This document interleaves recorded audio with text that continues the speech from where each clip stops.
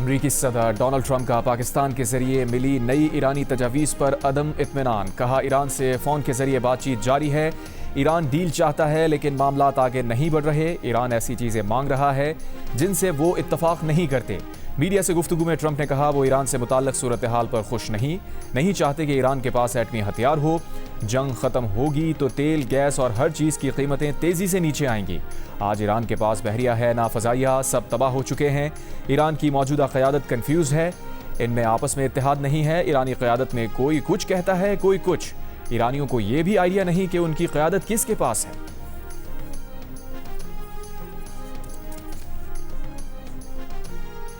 अमरीकी सदर Donald Trump Iran के खिलाफ मुकम्मल जंग के हक में नहीं। सहाफ़ी के सवाल पर कहा, ईरान के मामले पर हमारे पास दो ही रास्ते हैं, या तो ईरान को तबाह कर दें या मुआहिदा कर लें, लेकिन ईरान की तबाही उनकी तरजीह नहीं। इंसानी बुनियादों पर वो ऐसा नहीं करना चाहते। एक और सहाफ़ी ने अमरीकी सदर से सवाल किया, क्या ईरान पर नए हमले करने जा रहे हैं? तो डोनाल्ड ट्रंप ने जवाब दिया, आपको क्यों बताऊं? एक सहाफ़ी ने सवाल किया कि पाकिस्तान ने ईरान के साथ ज़मीनी रास्ते खोल दिए हैं, क्या आप इससे आगाह हैं? ट्रंप ने जवाब दिया कि वो इस बारे में सब कुछ जानते हैं। साथ ही रिपोर्टर से पूछा, क्या वो पाकिस्तानी है? रिपोर्टर के इनकार पर कहा कि वो पाकिस्तान, उसके वज़ीर आज़म और फील्ड मार्शल की बहुत इज्जत करते हैं।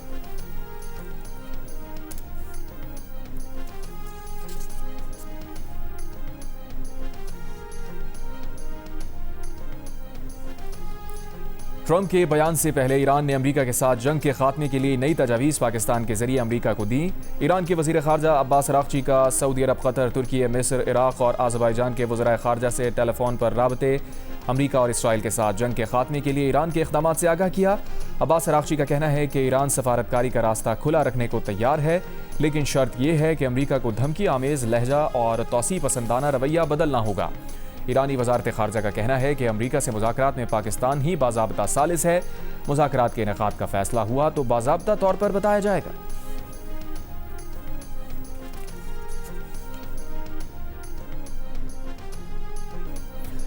ट्रंप का इख्तियार ख़त्म, ईरान से और जंग करनी है या नहीं, कांग्रेस आज फैसला करेगी। कानून के तहत अमरीकी सदर 60 रोज़ में जंग की ऐवान से इजाज़त लेने का पाबंद है। 60 दिन की डेडलाइन आज ख़त्म हो गई। व्हाइट हाउस का दावा है कि आर्जी जंगबंदी की मुद्दत का तयन ना करने का मतलब ही ये है कि जंग ख़त्म हो चुकी है। ट्रंप इंतज़ामिया ने कहा, 7 अप्रैल को ईरान और अमेरिका के दरमियान 2 हफ्ते की जंगबंदी को बाद में लामहदूद मुद्दत के लिए बढ़ा दिया गया। 7 अप्रैल के बाद से कोई फायर नहीं हुआ। वज़ीर जंग पीट हेग्सेथ ने कहा, 60 दिन की पाबंदी वाली घड़ी रुक चुकी, अब कांग्रेस से इजाज़त की ज़रूरत नहीं रही। सदर ट्रंप ने वॉर पावर्स रेजोल्यूशन 1973 के कानून को गैर आइनी करार दे दिया। कहा, कांग्रेस की इजाज़त के बगैर फौजी ताकत के इस्तेमाल को महदूद करने का ये कानून गैर आइनी है और वो ईरान के साथ जंग जारी रखने के लिए कांग्रेस से इजाज़त नहीं लेंगे। ट्रंप ने कहा, 1973 का ये कानून आज तक इस्तेमाल नहीं हुआ तो उनकी हुकूमत में कैसे हो सकता है? वॉर पावर्स रेजोल्यूशन 1973 के तहत कोई भी अमरीकी सदर कोई भी जंग छेड़ने का इख्तियार तो रखता है, लेकिन वो पाबंद है कि अगर 60 दिन में कांग्रेस से उसकी मंजूरी ना ले तो उसे जंग छोड़ना होगी।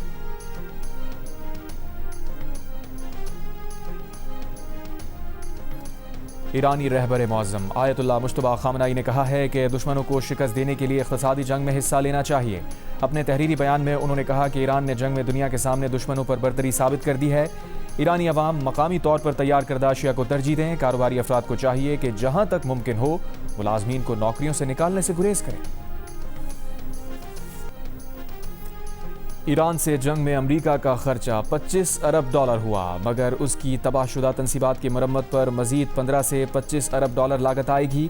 अमरीकी टीवी CNN की रिपोर्ट, पेंटागन ने अमरीकी कांग्रेस को जंग का खर्चा 25 अरब डॉलर बताया है, मगर ईरान के जवाबी हमलों में खित्ते में अमरीकी तनसीबात को बहुत नुकसान पहुंचा है। जंग शुरू होने के बाद पहले 48 घंटों में ही खित्ते में अमरीका की 9 तनसीबात को नुकसान पहुंच चुका था, जो बहरीन, कुवैत, इराक़, कतर और तुर्की मुत्तहदा अरब अमारात में थीं। पेंटागन हुकाम ने जंग के पहले 6 रोज़ के बाद 11 अरब डॉलर का खर्चा बताया था, जबकि पिछले साल पेंटागन ने व्हाइट हाउस से कहा था कि जंग के लिए दिफाई बजट में इजाफी 200 अरब डॉलर रखवा लिए जाएं। CNN के मुताबिक ईरान ने मशरिक़ वस्ता के 8 ममालिक में कम अज़ कम 16 अमरीकी फ़ौजी अड्डों को निशाना बनाया। कई तनसीबात अब नाकाबिले इस्तेमाल हैं। रिपोर्ट में सैटेलाइट इमेजेस की मदद से दिखाया गया है कि ईरान ने इंतहाई महंगे advance radar system, communication system और जंगी तैयारों को निशाना बनाया।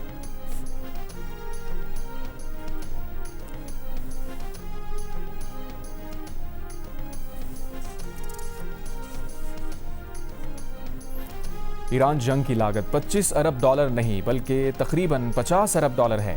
अमरीकी हुक्काम ने मान लिया। इससे पहले पेंटागन ने कहा था कि जंग की लागत तकरीबन 25 अरब डॉलर है। ईरान के वजीर खारजा अब्बास अरागची ने कहा, अमरीका को जंग की लागत ना 25 अरब डॉलर की पड़ी ना 50 अरब डॉलर की, बल्कि नेतन्याहू का खेला गया जो अमरीका को 100 अरब डॉलर का नुकसान पहुंच चुका है। इसराइल फर्स्ट का हमेशा मतलब अमरीका लास्ट ही होता है।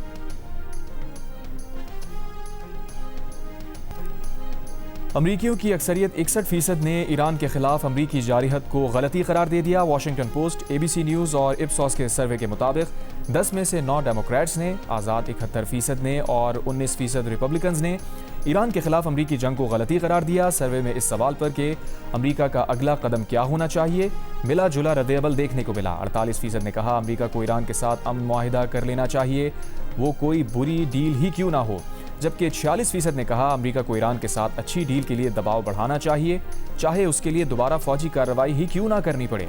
इससे पहले मई 2006 में इसी किस्म के एक पोल में 59% अमरीकियों ने इराक के साथ अमरीकी जंग को गलती कहा था। 1971 में किए गए गैलप सर्वे में 10 में से 6 अमरीकियों ने वियतनाम जंग को गलत करार दिया था।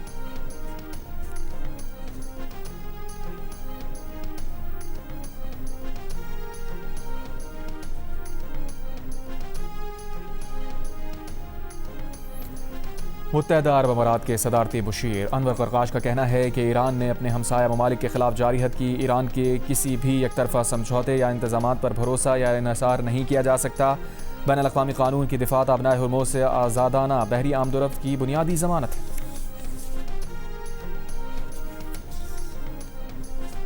इसराइल ने मुत्तहदा अरब अमारात में लेज़र एयर डिफेंस सिस्टम नस्ब कर दिया। बरतानवी जरीदे फाइनेंशियल टाइम्स के मुताबिक laser air defence system Iran जंग के दौरान फराहम किया गया।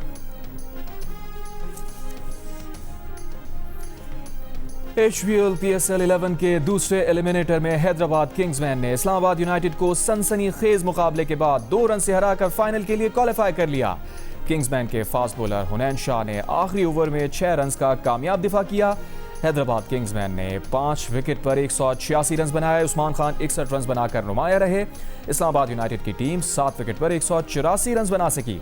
हैदराबाद किंग्समैन की फतह में हुनैन शाह के आखिरी ओवर के साथ हसन खान की 17वें ओवर में नाकाबिले यकीन फील्डिंग थी, जिन्होंने यकीनी छक्का बचाया। मोहम्मद अली और हुनैन शाह ने 2-2 खिलाड़ियों को आउट किया। इवेंट का फाइनल हैदराबाद किंग्समैन और पेशावर ज़ल्मी के दरमियान इतवार को खेला जाएगा। मैचेस जियो सुपर और माइको से बराह रास्त नशर किए जा रहे हैं।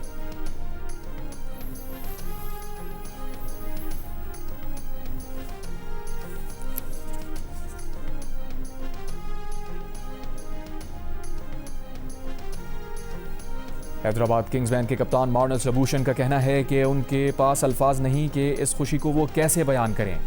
हसनैन शाह ने ज़बरदस्त बॉलिंग की। दायरे के बाहर आप सिर्फ 4 फील्डर्स रख सकते थे और उन्होंने वो सिर्फ 3 रन दिए। उस्मान खान लगातार अच्छा परफॉर्म कर रहे हैं। फास्ट बॉलर्स की कारकर्दगी पूरे सीजन में शानदार रही। इस्लामाबाद यूनाइटेड के कप्तान शादाब खान ने कहा, आखिरी ओवर्स में ज़्यादा रन दिए, अहम मौके पर विकेटें गंवाई।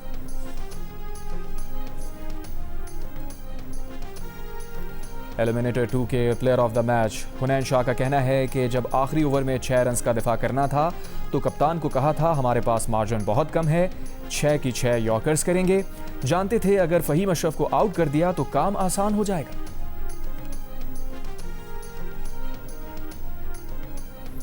वज़ीर आज़म शहबाज शरीफ ने इस्लामाबाद की शाराए दस्तूर पर वर्ल्ड कॉन्स्टिट्यूशन इमारत के मामले पर कमेटी बना दी। हतमी फैसले तक इस्लामाबाद इंतजामिया को कार्रवाई से रोक दिया। कमेटी 1 हफ्ते में रिपोर्ट वज़ीर आज़म को पेश करेगी। वज़ीर आज़म की हतमी फैसले तक इस्लामाबाद इंतजामिया और CDA की तरफ से किसी भी किस्म की कार्रवाई अमल में नहीं लाई जाएगी। गुज़श्ता रात CDA ने इमारत खाली करने के लिए हफ्ते की रात 12 बजे तक की डेडलाइन दी थी। CDA इंतजामिया पुलिस के साथ इमारत का कब्जा लेने पहुंची थी। बिल्डिंग से मुतालिक इस्लामाबाद हाई कोर्ट ने गुज़श्ता रोज़ फैसला सुनाया था। बिल्डिंग की लीज मनसूखी के CDA के फैसले को बरकरार रखा था। CDA का कहना था कि कंपनी डिफॉल्टर है, 21 साल से प्लॉट की कीमत अदा नहीं की। कंपनी के डिफॉल्टर होने की वजह से लीज को मनसूख कर दिया गया।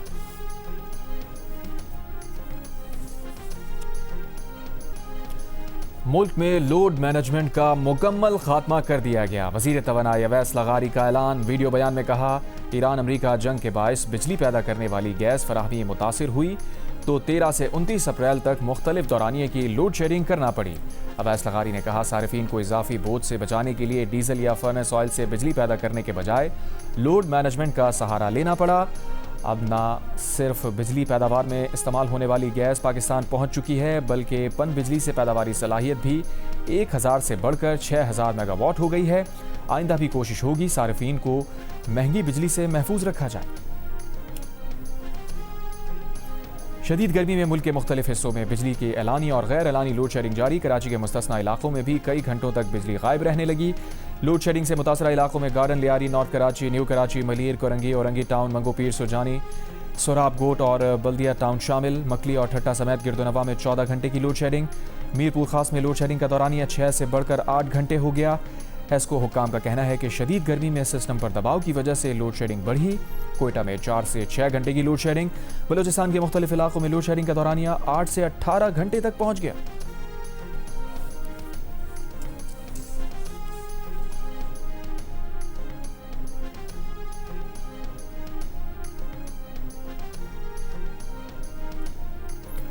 पाकिस्तान और चीन के दरमियान तामीराती मशीनरी, सेहत, हैवानियात और मेडिकल टेक्नोलॉजी से मुताल्लिक़ मुआहिदों पर दस्तखत। तकरीब में सदर जरदारी की शिरकत। चीनी सरमायाकार पाकिस्तान में फैक्ट्रीज़ के क़याम के लिए सरमायाकारी के मौक़े का जायज़ा लेंगे। तकरीब में पाकिस्तान और चीन के दरमियान 75 साला दोस्ती पर मबनी दस्तावेजी फ़िल्म भी दिखाई गई। सदर जरदारी चीन का 5 रोज़ा दौरा मुकम्मल करके वतन रवाना हो गए।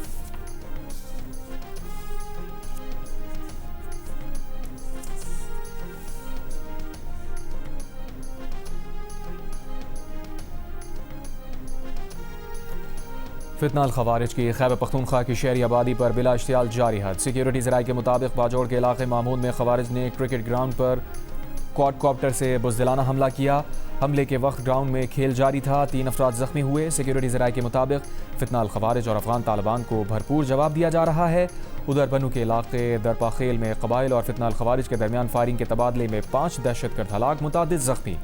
RPO के मुताबिक दहशतगर्दों की फायरिंग से 3 शहरी भी जाँ बहक और 8 जख्मी हुए।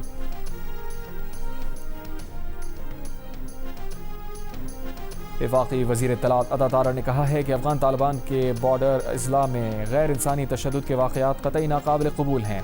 शहरी इलाकों को निशाना बनाना नहायत बुज़दिलाना हरकत है। फितना खवारिज की बिला इश्तियाल मुजरिमाना कार्रवाई में 9 शहरी शहीद हुए। जुमे को 3 शहरी क्रिकेट खेलते हुए फितना खवारिज के क्वाडकॉप्टर हमले में जख्मी हुए।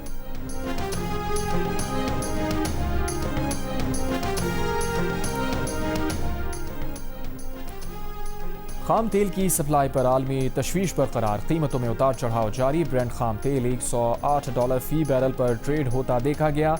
अमरीकी खाम तेल WTI की $102 फी बैरल में फरोख्त जारी। जुमेरात को ब्रेंट खाम तेल $126 फी बैरल की सतह पर गया था। अमरीका और इसराइल के ईरान पर हमलों के बाद से ब्रेंट की कीमत में 40% इजाफा हो चुका है। वज़ीर आज़म शहबाज शरीफ का कहना है कि पाकिस्तान में डिजिटल मईशत के फ़रोग़ और सरमायाकारों के एतमाद में इजाफा ज़रूरी है। वर्चुअल असासाजात के शोबे में मौसर और आलमी मयार के मुताबिक रेगुलेटरी निज़ाम जल्द फ़ाल बनाया जाए। वज़ीर आज़म से वज़ीर मुमलिकत और chairman Pakistan virtual assets regulatory authority Bilal bin Saqib की मुलाकात। Pakistan virtual assets regulatory authority के उमूर पर ब्रीफिंग। वज़ीर आज़म ने कहा, नौजवानों को जदीद टेक्नोलॉजी बिलखुसूस मसनूई ज़हानत और डिजिटल फाइनेंस की तरबियत दी जाए। मुल्क की तरक्की का पहिया चलाने वाले मजदूरों और मेहनत कशों को सलाम। आलमी यौम मजदूर के मौके पर national trade union federation, home based women workers federation और दीगर तंजीमों की जानिब से कराची में रैली, सुर्ख परचम लहरा कर मजदूरों को खराज तहसीन पेश किया। मजदूरों को उनके हुकूक देने का मुतालबा किया। हैदराबाद, सखर और बदीन समेत सिंध के मुख्तलिफ शहरों में मुजाहरे। लाहौर, रावलपिंडी, मुल्तान, बहावलपुर, बहावलनगर, हाफिजाबाद, कबीरवाला और पंजाब के दीगर शहरों में भी रैलियाँ। फैसलाबाद में रिक्शा ड्राइवर्स का मुजाहरा, मजदूरों को उनके हुकूक देने का मुतालबा। हब, नसीराबाद, खुजदार, कल्लात समेत बलूचिस्तान के मुख्तलिफ शहरों में भी रैलियाँ। नौशहरा और चारसद्दा में भी मुजाहरे।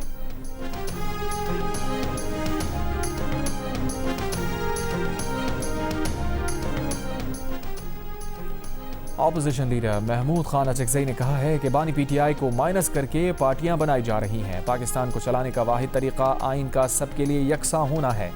आइन की मुखालफत करने वाली ताकतों के खिलाफ सफारा होना होगा।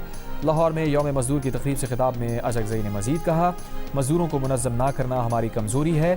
असद कैसर ने कहा, मजदूर के लिए अपने बच्चों को 2 वक्त की रोटी देना मुश्किल हो गया है। मुल्क की सबसे बड़ी पार्टी को दीवार से लगाया गया है। सलमान अकरम राजा बोले, बानी पीटीआई ने मजदूरों के लिए सेहत कार्ड दिया था। पाकिस्तान की धरती गरीब के लिए तंग कर दी गई है।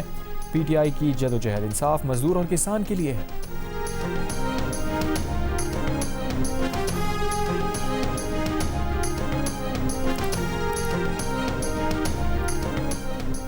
खैबर पख्तूनख्वा में बनू और शुमाली वज़ीरिस्तान से पोलियो के 2 नए case report. National emergency operation centre के मुताबिक पोलियो केस बनू के इलाके जानी खेल और शुमाली वज़ीरिस्तान के इलाके गेरियोम में सामने आए।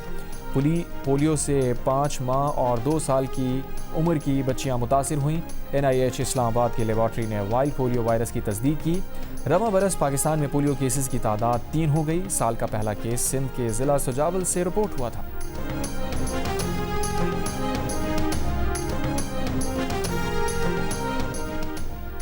कोटरी में 10 रोज़ में एक ही ख़ानदान के 4 बच्चे मुबैना तौर पर खसरा से इंतकाल कर गए। बुरसा का इल्ज़ाम है अमवात बर वक्त तिब्बी सहूलतें ना मिलने से हुई। डिस्ट्रिक्ट हेल्थ ऑफिसर का कहना है कि मुतासरा ख़ानदान अहले इलाक़े के नमूने हासिल किए जा रहे हैं। मुतासरा इलाक़े में महकमा सेहत की टीम पहुँच चुकी है। मुतासरा इलाक़े में 94 बच्चों को खसरा से बचाव को वैक्सीन दी गई। डॉक्टर मंजूर चांडियो ने कहा, एक बच्चा ऐसा नहीं मिला जिसमें खसरा वबा की निशानदही हो सके। अस्पताल के रिकॉर्ड से मालूम होगा बच्चे को कौन सी बीमारी थी। दादू मीहर में राइस मिल पर छापा, 12,000 से ज़ायद गंदम की बोरियां बरामद। DC के मुताबिक गंदम की सरकारी बोरियां फूड सेंटर से गायब करके मिल में छुपाई गई थी। मिल मालिक, फूड सेंटर के इंचार्ज समेत 4 अफराद के खिलाफ मुकदमा दर्ज। मुल्क में अप्रैल के दौरान महंगाई में इजाफे की सालाना शरह 10.9% तक पहुंच गई। मार्च 2026 में महंगाई में इजाफे की सालाना शरह तकरीबन 7.3% रिकॉर्ड की गई थी। वफाकी इदारा शुमारियात के मुताबिक इस साल मार्च के मुकाबले में अप्रैल में महंगाई में इजाफे की शरह में तकरीबन 2.5% इजाफा देखा गया।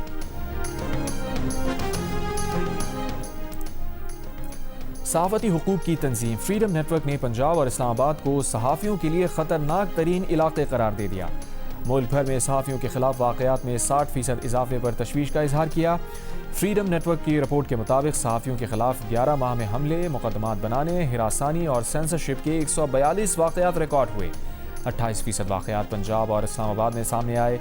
TV चैनल्स के सहाफ़ी सबसे ज़्यादा निशाना बने। तनकीदी आवाज़ों के खिलाफ मुतनाज़े पिका कानून और दीगर कानूनी फ्रेमवर्क का इस्तेमाल बढ़ गया। 30 सहाफ़ियों पर पेका और PPC के तहत 36 मुकदमा दर्ज किए गए। ज़्यादातर मुकदमात पंजाब में हुए। हुकूमत पैका के गलत इस्तेमाल की तरदीद करती रही।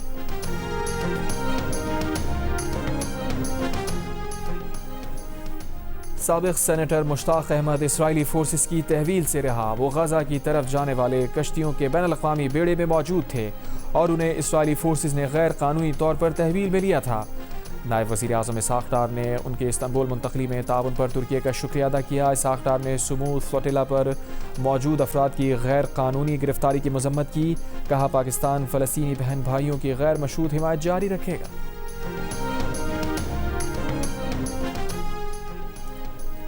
अमरीकी सदर डोनाल्ड ट्रंप का आइंदा हफ्ते यूरोपीय यूनियन की कार्स और ट्रक्स पर टैरिफ बढ़ाकर 25% करने का ऐलान। यूरोपीय यूनियन पर अमरीका के तयशुदा तिजारती माहिदे की खिलाफ वर्जी का भी इल्ज़ाम।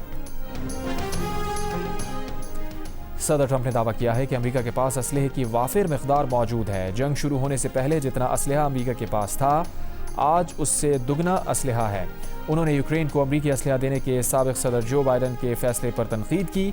अमरीकी नशरियाती इदारा CNN पिछले माह रिपोर्ट कर चुका है कि ईरान के साथ जंग में अमरीका के मिसाइलों की बड़ी तादाद इस्तेमाल हो चुकी और अगर मुस्तक़बिल में अमरीका को किसी और तनाज़े का सामना करना पड़ा तो उसके पास असलहा इंतहाई कम होगा। ताज़ा तरीन आदाद शुमार के मुताबिक अमरीका ईरान के साथ जंग प्रिसीजन स्ट्राइक मिसाइलों की 45% तादाद इस्तेमाल हो चुकी, जबकि थॉर मिसाइल 50% इस्तेमाल हो चुके। पेट्रियट एयर डिफेंस इंटरसेप्टर मिसाइलों का भी 50% इस्तेमाल किया गया।